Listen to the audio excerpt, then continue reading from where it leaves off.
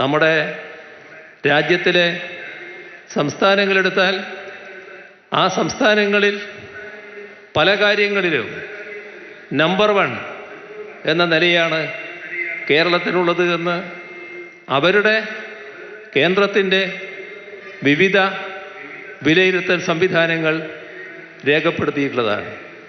നീതി ആയോഗിൻ്റെ പലതരത്തിലുള്ള വിലയിരുത്തലുകൾ. എന്നിട്ടും ക്രൂരമായ അവഗണന.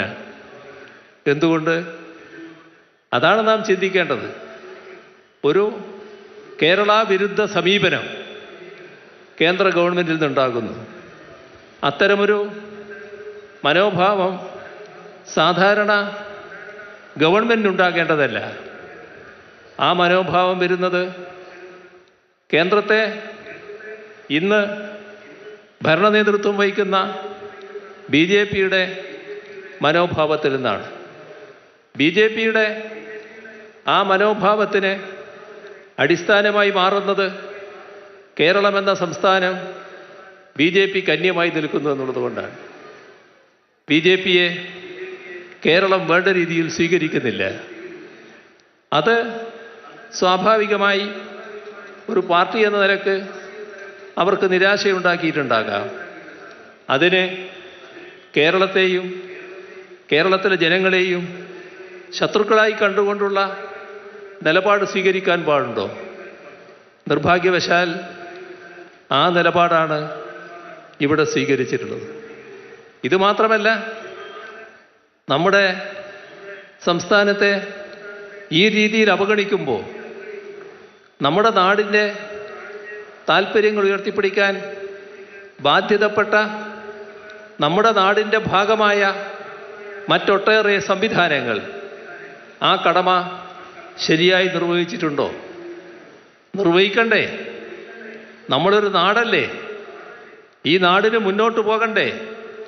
പ്രതിസന്ധികളുണ്ടാകുമ്പോൾ ആ പ്രതിസന്ധികളിൽ നിന്ന് കരകയറണ്ടേ? അതിനാവശ്യമായ സഹായം കേന്ദ്ര ഗവൺമെൻറ്റിൽ നൽകണ്ടേ?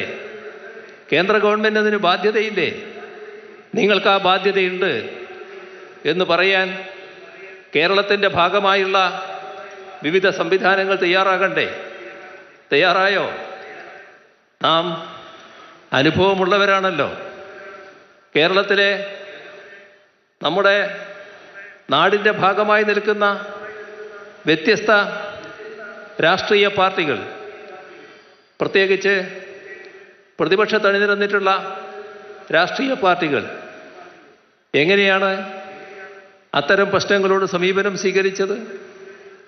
ഇപ്പോൾ മുണ്ടക്കൈ ചൂരൽമല പ്രശ്നത്തിൽ കേരളത്തിലെ UDF MPമാരെല്ലാവരും കൂടി കേന്ദ്ര ഗവൺമെൻറ്റിനെ കാണുന്നതിനും കേന്ദ്ര ഗവൺമെൻറ് സമീപനത്തിൽ പ്രതിഷേധിക്കുന്നതിനും തയ്യാറായി എന്ന ഭാഗം കണ്ടുകൊണ്ട് തന്നെയാണ് ഞാൻ പറയുന്നത്.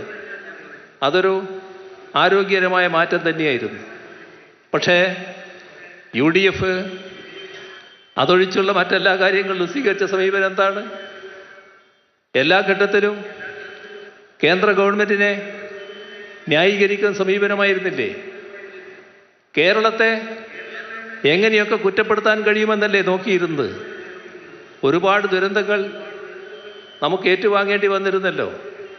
അതിനൊന്നിനും ആവശ്യമായ തോതിൽ സഹായം ലഭിച്ചില്ല എന്ന് മാത്രമല്ല, ഒരു സഹായവും ലഭിക്കാത്ത ഒരു സംസ്ഥാനമല്ലേ നമ്മുടേത്.